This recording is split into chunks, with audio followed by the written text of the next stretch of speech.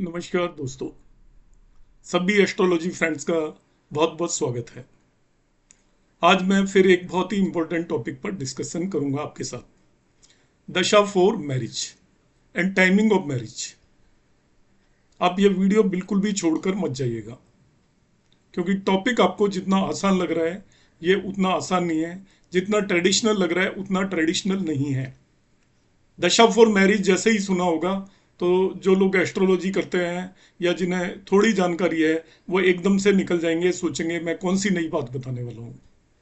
मगर मेरे हर वीडियो में आपको नई बात देखने के लिए जरूर मिलेगी। हम क्लासिक्स पढ़ते हैं और क्लासिक्स के बेस पर जो हमारे गुरु हैं वो भी सिखाते हैं कि क्लासिक्स पर चलिए, क्लासिक्स के हिसाब से चलिए। मैं भी यही कह रहा हूँ, क्लासिक्स पर चलिए, क्लासिक्स के हिसाब से चलिए। क्लासिक्स में मगर दो तरीके के सूत्र होते हैं। एक होते हैं इंडिकेटिव और एक होते हैं श्योर। इंडिकेटिव सूत्र होते हैं जो इशारा करते हैं कि ये घटना घटित हो सकती है, और श्योर सूत्र वो होते हैं जो ये बताते हैं कि घटना घटित होगी ही होगी। क्लासिक्स में 99.99% इंडिकेटिव सूत्र होते हैं कि किसी भी घटना को घटित होने को इंगित करते हैं वो।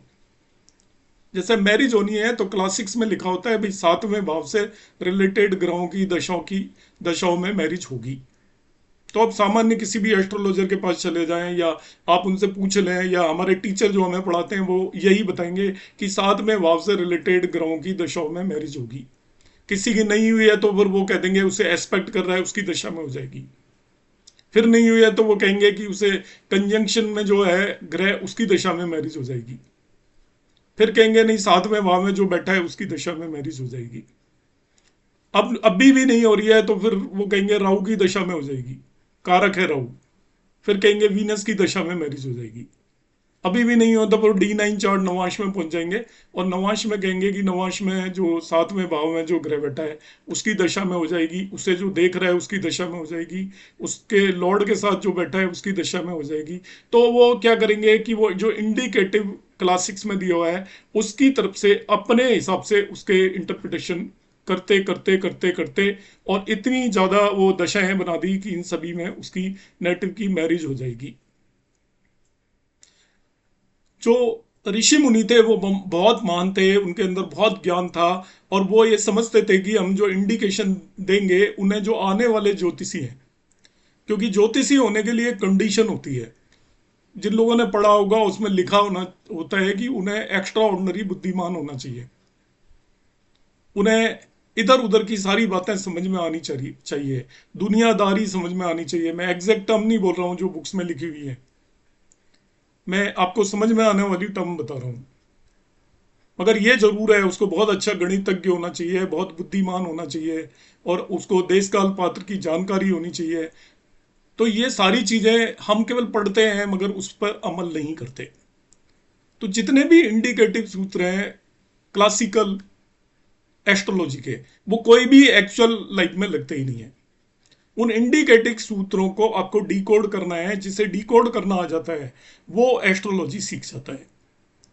तो मैरिज जिन दशाओं में आप सोचते हैं कि मैरिज होती है, तो मैं आपको बिल्कुल ही नया कुछ बताने वाला हूं, इसीलिए मैंने आपसे रिक्वेस्ट किया था कि आप एंड तक इस वीडियो को देखें। और मैं आपको गारंटी देता हूं जो मैं आज बताने वाला हूं वो 90% केसेस में सक्सेसफुल है, और यही एक्चुअल में एस्ट्रोलॉजी है। ये मैं मैरिज से रिलेटेड बताऊंगा। आप मेरी सीरीज यदि देखते रहेंगे तो मैं कमिंग वीडियोस लेकर आऊंगा, मैं रेस्पॉन्स देखूंगा कैसा मिलता है। यदि इसका अच्छा रेस्पॉन्स मिलता है तो मैं सभी तरीके के इवेंट से रिलेटेड दशाएं आप सब लोगों को बताने की कोशिश करूंगा। तो आपने यदि अभी तक चैनल सब्सक्राइब नहीं किया है तो आप चैनल सब्सक्राइब कर लें। अब मैं आगे बढ़ता हूं कि किन दशाओं में मैरिज होती है, टाइमिंग ऑफ मैरिज बता रहा हूं। इससे आप डे ऑफ मैरिज तक पहुंच जाएंगे केवल दशाओं के बेसिस पर।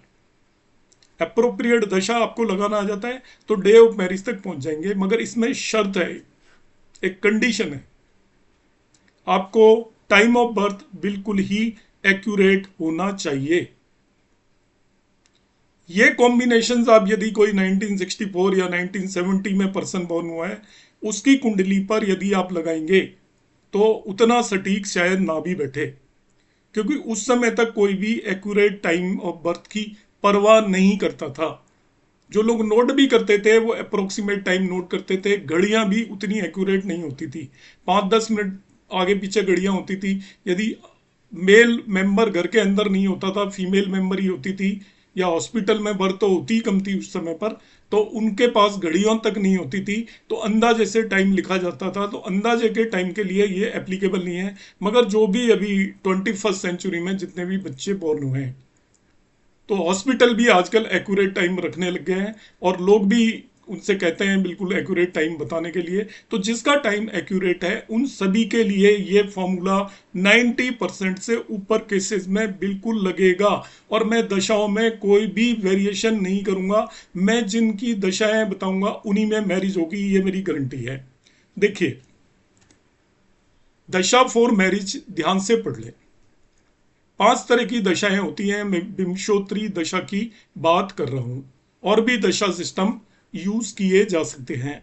विंशोत्तरी दशा में सबसे पहले एक महादशा आती है, फिर महादशा के अंदर अंतरदशा, प्रत्यंतर दशा, सूक्ष्म दशा और प्राण दशा होती है। तो टाइम बिल्कुल एक्यूरेट है तो हम सूक्ष्म और प्राण दशा तक भी पहुंच सकते हैं, और तभी ये लगेगा। बाकी आप जो भी दशाएं लगा रहे हो उसका कोई यूज नहीं है इसमें। फर्स्ट वन रूल आप ध्यान रखेंगे, ignore MD. MD has no role in timing of marriage. महादशा को भूल जाएं। महादशा का मैरिज से कोई भी लेना देना नहीं है।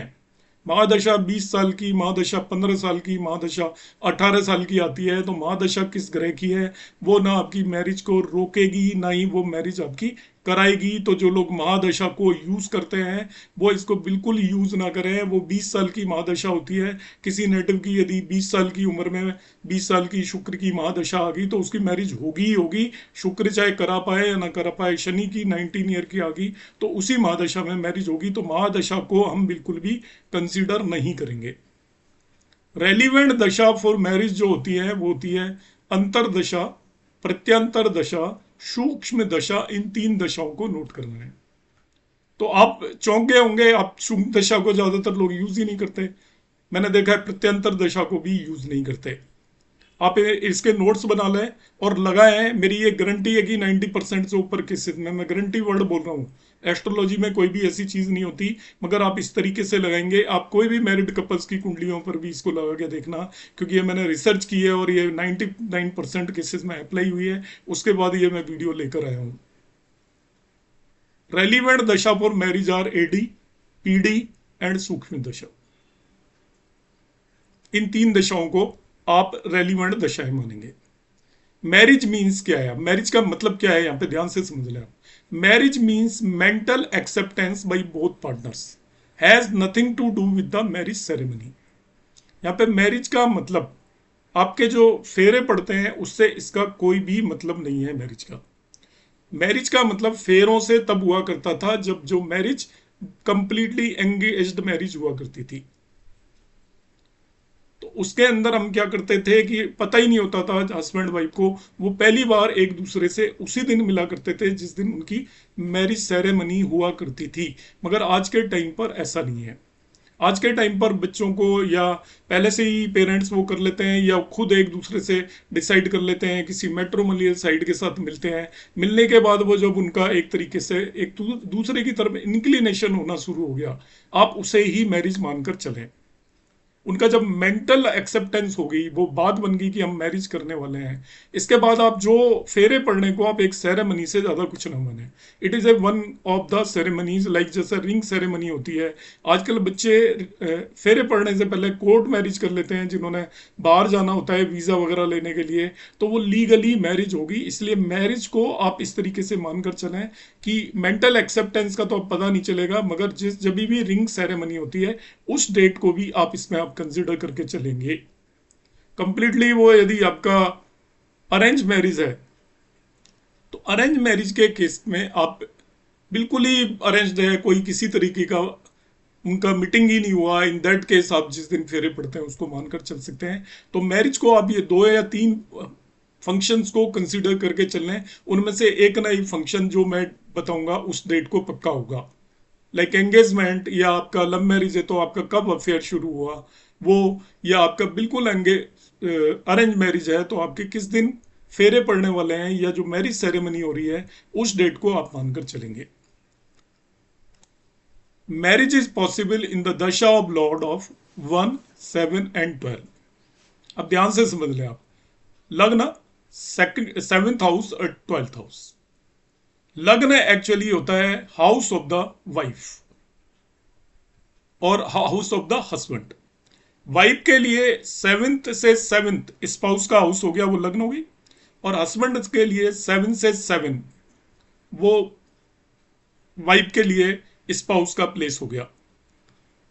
7th and 12th house are the house of bhog. ये तीन हाउसों की दशाओं में ही मैरिज होगी, ये ध्यान रखना। इनके लॉर्ड्स और दशाएं कौन सी है, आपको महादशा नहीं लेनी है, महादशा को कट कर दीजिए। आपकी जो दशाएं इंक्लूड होंगी वो होंगी अंतरदशा, प्रत्यंतर दशा एंड सूक्ष्म दशा। मतलब जो आपकी मैरिज के टाइम पर जो दशा चल रही होगी, अंतरदशा, प्रत्यंतर दशा और सूक्ष्म दशा, आप नोट कर लेना। वो या तो फर्स्ट लॉर्ड, 7th लॉर्ड और 12th लॉर्ड की ही होगी, इनके अलावा किसी भी प्लेनेट की नहीं होगी। ना ही इनमें कोई प्लेनेट बैठा है उसकी होगी, ना ही इन्हें कोई देख रहा है उसकी होगी, ना ही इनके साथ कोई कंजक्टेड है उसकी होगी। ये इन्हीं के लॉर्ड्स की दशा होगी, इसको आप क्लियर कट नोट कर लें। Marriage is possible in the dasha of lords of first, 7th and 12th house only. केवल ये तीन ग्रह हैं, इनके अलावा कोई चौथा ग्रह जो आएगा भी मैं बताऊंगा, एक्सेप्शंस इसके हैं, मगर कोई बहुत बड़े एक्सेप्शंस नहीं है।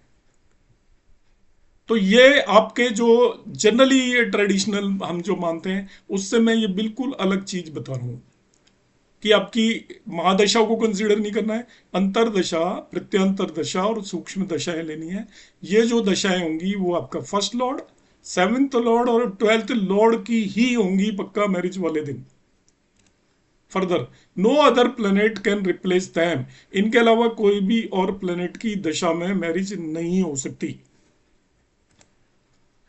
ओनली राहु, अब एक्सेप्शन आ रहा है, ध्यान से सुनिए। Only Rahu and Ketu can replace them. Rahu Ketu replace कर सकते हैं इन तीनों लॉर्ड्स को।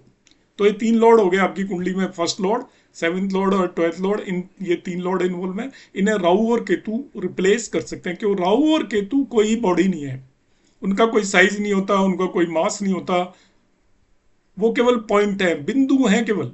और वो बिंदु जिस भी राशि में जाकर बैठते हैं उस राशि के स्वामी या लॉर्ड के कंट्रोल में आ जाते हैं और उसकी तरह से बिहेव करते हैं। उस बिंदु को वो स्वामी घुमाता है इधर से उधर। तो राहु और केतु यदि इन पहले 7वें और 12वें जिस भी राशि के अंदर वो बैठे हुए हैं, यदि उसके डिस्पोजिटर वही हैं जो कि first, 7th and 12th house के लॉर्ड हैं, या मैं क्या कह सकता हूं, if they are in the sign of first, 7th and 12th lord. समझे? ऐसे जैसे फर्स्ट लॉर्ड आपका जुपिटर हो गया, तो राहु यदि जुपिटर की राशि में बैठा है 9 या 12 में, तो वो जुपिटर को रिप्लेस कर देगा। तो राहु और केतु रिप्लेस कर सकते हैं इनको। किस केस में रिप्लेस कर सकते हैं? जब राहु और केतु इन लॉर्ड्स की राशि में बैठे हों। ये पहला एक्सेप्शन है। वीनस, शुक्र, अब शुक्र रिप्लेस कर सकता है, मतलब ये तीनों लॉर्ड में के अलावा शुक्र की दशा में भी शादी हो सकती है, क्योंकि शुक्र काल पुरुष कुंडली का 7th लॉर्ड है, जिसे हम मैरिज का नेचुरल कारक बोलते हैं। सो Venus for this also qualify for marriage. थोड़ा लिखने में मिस वो है, तो मैं आपको बताता जा रहा हूँ। जो हिंदी के व्यूअर्स हैं तो मैं हिंदी में बोले जा रहा हूँ, और ये रिटर्न है उसको देख सकते हैं। एक और एक्सेप्शन है, केवल ये 3 या 4% केसेस में लगेगा, जो मैंने ऊपर बताए 95% केसेस में लगेंगे। फिर से मैं ब्रीफली रिपीट करूंगा इस पॉइंट में। When Saturn in 7 sign can also give marriage. Saturn, Shani, केवल जब 7 साइन के अंदर हो तो वो भी मैरिज दे सकता है। तो अब ओवरऑल मैं इसको ब्रीफ करता हूँ, ध्यान से समझ लें क्या है कि मैरिज के टाइम पर जो दशा होगी वो कभी भी महादशा को कंसिडर नहीं करना है। आपको अंतरदशा, प्रत्यंतर दशा और सूक्ष्म दशा को कंसिडर करना है। वो होनी चाहिए फर्स्ट लॉर्ड लॉर्ड की फर्स्ट हाउस से कोई लेना देना नहीं है, उसमें क्या बैठा है, कौन देख रहा है, कोई मतलब नहीं। First Lord, seventh Lord, twelfth Lord, ये तीन प्लेनेट फिक्स हो गए। आप अपनी कुंडली को उठा के देख लीजिए, फर्स्ट लॉर्ड कौन सा है, सेवेंथ लॉर्ड कौन सा है, ट्वेल्थ लॉर्ड कौन सा है। केवल इन्हीं की अंतरदशा, प्रत्यंतर दशा और सूक्ष्म दशा में तीन ही प्लेनेट इन्वॉल्व होंगे, तभी मैरिज हुई होगी। इसके अलावा कोई चौथा प्लेनेट इन्वॉल्व नहीं हो सकता। अब होगा कब? राहु और केतु हो सकते हैं, यदि ये लॉर्ड उनके डिस्पोजिटर है, या फर्स्ट, सेवेंथ या ट्वेल्थ में से किसी भी लॉर्ड की राशि में राहु केतु बैठे हुए हैं, तो वो राहु केतु इन्वॉल्व हो जाएंगे, क्योंकि वो किन्हीं भी भावों के लॉर्ड नहीं होते। एक शुक्र भी किसी भी इन तीनों में से किसी को भी रिप्लेस कर सकता है, क्योंकि शुक्र नेचुरल कारक है। और बहुत रेयरेस्ट केसेस में, बहुत रेयरेस्ट केसेस में कि आपका शनि यदि सेवन साइन में है, तो पहली बात तो शनि को सेवन साइन में होना चाहिए उच्च का, उन्हीं कुंडलियों में होगा। और वो भी सेवन साइन में शनि आपको मालूम है कि 30 साल के बाद रिपीट होके आता है। तो वो 30 साल के उस ड्यूरेशन में जो भी लोग बॉर्न हुए होंगे, तो उनमें ही होगा केवल सेवन साइन में। तो उनके लिए शनि की दशा भी क्वालिफाई करती है। ये एक मैंने कुंडली ली हुई है टाइमिंग ऑफ मैरिज की for this one particular native. एक और इसमें मैंने एक एक्सेप्शन लिखा हुआ है, if sun and moon ascendant are same. जैसे इस कुंडली में सन और मून असेंडेंट सेम है, then check from the sun ascendant. तो आप सन असेंडेंट से भी ये चीज चेक कर सकते हो। मतलब सन से आप, सन जहाँ पे है वो, उससे सेवेंथ और उससे ट्वेल्थ हाउस लॉर्ड की दशा में मैरिज हो सकती है। ये एक एक्सेप्शन है, जब सन और मून असेंडेंट सेम हो। अब देखिए एक नेक्स्ट रूल बता रहा हूं, this is also very important. AD and PD में repeat, but PD and SD should not repeat. मतलब क्या है, जरा ध्यान से समझिए। ये कुंडली लेके मैं समझाता हूं जरा आपको। इस नेटिव की मैरिज हो सकती है केवल फर्स्ट लॉर्ड मतलब जुपिटर, सेवेंथ लॉर्ड मतलब बुध, एंड ट्वेल्थ लॉर्ड मतलब सन। तो तीन प्लेनेट केवल क्वालिफाई करते हैं। कौन कौन से प्लेनेट क्वालिफाई करते हैं? आपको कोई भी कुंडली देखनी है, जरा सीखिएगा। यहाँ पर लोग मेरे पास कमेंट्स भेजते हैं कि आप कुंडली से बताएं, समझ में नहीं आया। अब आप इसे समझाना, मैं कुंडली से समझा रहा हूँ पूरी की पूरी कहानी फिर से आपको। कि मैंने कहा कि इस नेटिव की ये कुंडली आपके सामने आ गई, अब आपने क्या करना है? आपने कुछ भी नहीं करना। आप फर्स्ट हाउस का लॉर्ड लिख लो जुपिटर, सेवेंथ हाउस का लॉर्ड लिख लो बुध, और ट्वेल्थ हाउस का लॉर्ड लिख लो शनि। तो इस नेटिव की जो शादी होगी वो जुपिटर, मरकरी और सैटर्न, ये तीन प्लेनेट की में से अंतरदशा, प्रत्यंतर दशा और सूक्ष्म दशा होनी चाहिए, तभी इसकी मैरिज होगी। मगर इसमें भी एक प्रिकॉशन है कि आपकी एडी एंड पीडी तो सेम प्लेनेट की भी हो सकती है। मतलब अंतरदशा उसी की है इनमें से। जैसे इस नेटिव की अंतरदशा हो जाए, सपोज दशा, वो सॉरी अंतरदशा शनि की हो जाए और पीडी भी शनि की हो जाए, चलेगा। मगर सूक्ष्म दशा किसी और की होनी चाहिए, फिर बुध की या जुपिटर की होनी चाहिए।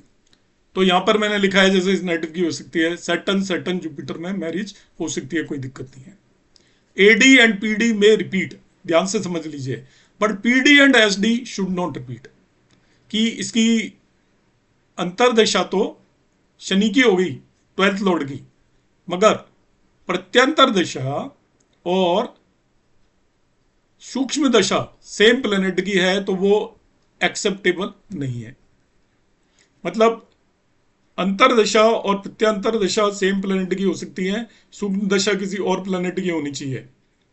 दूसरा, अंतरदशा एक पर्टिकुलर प्लेनेट की है, सूक्ष्म दशा दूसरे प्लेनेट की है। तो प्रत्यंतर दशा, वो सॉरी, अंतरदशा एक प्लेनेट की है, प्रत्यंतर दशा दूसरे की है, तो सूक्ष्म दशा दूसरे वाले की नहीं होनी चाहिए, तीन में से किसी और की होनी चाहिए। क्योंकि टोटल 3 प्लेनेट यहां पर क्वालिफाई कर रहे हैं। एक तो जुपिटर क्वालिफाई कर रहा है, एक मरकरी क्वालिफाई कर रहा है, एक सैटर्न क्वालिफाई कर रहा है। अब मैं समझा देता हूं, जुपिटर क्वालिफाई कर रहा है तो आपकी अंतरदशा जुपिटर की है, प्रत्यंतर दशा मरकरी की है, सूक्ष्म दशा शनि की है, मैरिज हो जाएगी, कोई दिक्कत नहीं है। अंतरदशा आपकी बुध की है, प्रत्यंतर दशा भी बुध की है, कोई दिक्कत नहीं है। और सूक्ष्म दशा आपकी जुपिटर की हो जाती है, सूक्ष्म दशा इसके शनि की हो जाती है, तभी भी मैरिज हो जाएगी, कोई प्रॉब्लम नहीं है। मगर सपोज इसकी अंतरदशा जुपिटर की है, प्रत्यंतर दशा सैटर्न की है, अब यदि सूक्ष्म दशा भी सैटर्न की होगी तो वो नहीं मानी जाएगी। मतलब क्या हुआ कि प्रत्यंतर दशा और सूक्ष्म दशा रिपीट सेम ही प्लेनेट की नहीं होनी चाहिए। अब देखिए इस केस में, और मैंने तीन ही प्लेनेट बताए थे, अब मैं आपको यहाँ पे तीन और प्लेनेट क्वालिफाई कर रहे हैं, वो भी मैं बता देता हूँ। राहु भी क्वालिफाई कर रहा है, क्योंकि राहु का डिस्पोजिटर जुपिटर है, देख लीजिए जुपिटर के साइन में बैठा हुआ है, तो जुपिटर क्वालिफाई कर रहा है तो राहु भी क्वालिफाई करेगा, केतु भी क्वालिफाई कर रहा है। तो इस नेटिव की मैरिज राहु की दशा में भी हो सकती है, मतलब इन तीनों प्लेनेट में से एक प्लेनेट आपका राहु भी हो सकता है, केतु भी हो सकता है, और वीनस हमेशा ही हो सकता है। तो इस नेटिव के केस में, इस नेटिव की मैरिज में जब होगी तो वो छह प्लेनेट क्वालिफाई कर रहे हैं, आपका Jupiter, mercury, Saturn, Rahu, Ketu and Venus, छह प्लेनेट क्वालिफाई कर रहे हैं। अब यहाँ पे फिर से वो ध्यान रखना है आपको, ये छह प्लेनेट क्वालिफाई कर रहे हैं, तो जो आपका अंतरदशा, प्रत्यंतर दशा और सूक्ष्म दशा तीनों डिफरेंट है, इन छह में से आ रहे हैं तो मैरिज होगी पक्का। तीनों में से यदि आपका अंतरदशा और प्रत्यंतर दशा के प्लेनेट भी सेम है और शुभ दशा डिफरेंट है, तभी भी मैरिज हो जाएगी। अंतरदशा किसी भी प्लेनेट की है और प्रत्यंतर दशा और सूक्ष्म दशा यदि सेम प्लेनेट की आ जाती है तो उस ड्यूरेशन में मैरिज नहीं होगी, तो यहाँ पे आपको सूक्ष्म दशा तक जाना पड़ेगा। इस नेटिव की जो मैरिज हुई थी वो हुई थी 7/7/92 को, और ये मैं इसकी एंगेजमेंट की डेट ली हुई है मैंने इसकी नेटिव की, क्योंकि एंगेजमेंट इनकी हुई थी 7/7/92 को। अरेंज मैरिज है, एंगेजमेंट है ये। तो इनकी जो दशा चल रही थी उस टाइम थी मरकरी, सैटर्न, राहु, केतु। तो यहाँ पर जो महादशा थी वो मरकरी की थी, अंतरदशा सैटर्न की थी, प्रत्यंतर दशा राहु की थी, और सूक्ष्म दशा केतु की थी। तो इस मरकरी को तो आप कट कर दीजिए, हालांकि यहाँ पर मरकरी भी इसका सेवंथ लॉर्ड है, कोई बात नहीं, इसको आप कट कर दीजिए। तो अंतरदशा देखिए ट्वेल्थ लॉर्ड की होगी, प्रत्यंतर दशा इनका उसका डिस्पोजिटर जुपिटर है लॉर्ड, और सूक्ष्म दशा सेवंथ लॉर्ड की होगी। इस तरीके से हम किसी भी नेटिव की मैरिज को टाइम कर सकते हैं। तो मैरिज को टाइम करते टाइम हमें क्या ध्यान रखना है, अब मैं एंड में बता रहा हूँ, क्योंकि आप सोचोगे टाइमिंग तो मैंने बताया ही नहीं। टाइमिंग ऐसा करना है आपको, आप जब भी टाइम करना चाह रहे हो उस ड्यूरेशन के अंदर आप महादशा को एक्सक्लूड कर दीजिए। आप सबसे पहले देखिए, मैं आपको सीक्वेंस बता रहा हूं, ध्यान से समझें। सबसे पहले देखिए कि आपकी उस नेटिव की अंतरदशा उस ड्यूरेशन में कौन सी चल रही है। तो हम अंतरदशाओं को एनालाइज करेंगे, अंतरदशा किसकी चल रही है उनको एनालाइज करेंगे। तो अंतरदशा या तो क्या होना चाहिए, आप पहले सबसे पहले क्या करेंगे, ध्यान से इसको पूरे चीज को सीक्वेंस वाइज नोट करिए। मैं आपको सीक्वेंस बता रहा हूं, how to time the marriage. सबसे पहले जैसे एक कुंडली है तो मैं इसमें कैसे करूंगा, तो मैं इसका क्या करूंगा, फर्स्ट लॉर्ड लिख लूंगा जुपिटर, सेवेंथ लॉर्ड लिख लूंगा, ट्वेल्थ लॉर्ड लिख लूंगा, मैंने तीनों लिख लिए। इसके बाद मैं क्या करूंगा, जैसे यहाँ पे राहु और केतु भी क्वालिफाई कर रहे हैं वो भी लिख लूंगा, और वीनस भी क्वालिफाई कर रहा है। तो मैंने 6 प्लैनेट्स की एक लिस्ट बना ली कि ये 6 प्लैनेट इस कुंडली के लिए क्वालिफाई कर रहे हैं। और उस 6 प्लैनेट्स में से मैं सबसे पहले क्या करूंगा, अंतरदशा चेक करूंगा। उन 6 में से किसी न किसी की तो अंतरदशा होनी चाहिए। अब अंतरदशा को मैंने पिक कर लिया कि वो क्वालिफाई कर रही है। अब उस अंतरदशा के अंदर अब इसके बाद मैं प्रत्यंतर दशाओं को पिक करूंगा। तो प्रत्यंतर दशा उस सेम प्लेनेट की है तो उसमें भी मैरिज हो सकती है, सेम प्लेनेट की प्रत्यंतर दशा में भी मैरिज हो सकती है, अभी जैसे मैंने बताया। तो अब सेम प्लेनेट की प्रत्यंतर दशा आ गई, उसके अंदर अब सूक्ष्म दशा आएंगी अलग अलग प्लेनेट्स की। तो अलग अलग प्लैनेट्स की जो सूक्ष्म दशा आएंगी, तो उनमें जो प्लैनेट क्वालिफाई कर रहा है उसकी सूक्ष्म दशा जब आ रही है, तो सूक्ष्म दशा बहुत कम पीरियड की होती है, उस पर्टिकुलर पीरियड को आप पकड़ लीजिए और इसके बाद आप उसमें ट्रांजिट लगाइए। तो ट्रांजिट यदि उसको जस्टिफाई कर रहा है तो आप डेट ऑफ मैरिज दे सकते हैं। तो मैं कमिंग क्लास में इसको प्रैक्टिकल एग्जाम्पल के बेस पर भी आपको बताऊंगा। आज की जो मेरे क्लास का ऑब्जेक्टिव था वो ये समझाना था कि हम दशाएं किस तरीके से, कौन सी दशाएं आपको लगानी है, और ये बिल्कुल ही एक्यूरेट और एक्चुअल ये टेक्निक है। दशाओं का मतलब क्या है वो एक्चुअल जो मैंने आपको आज बताया है वो है, ना कि हम जनरली जो लगाते हैं। आप मेरा नेक्स्ट वीडियो का वेट कीजिएगा। नेक्स्ट वीडियो में मैं एक कंप्लीट एनालिसिस करके आपको बताऊंगा, और मैं पर्सन की डेट तक जाऊंगा जिस दिन उसकी मैरिज होगी। मैं वहां प्राण दशाएं भी लगाऊंगा। उम्मीद है आपको एक कंसेप्ट समझ में आया होगा। नमस्कार, धन्यवाद, जय श्री राम।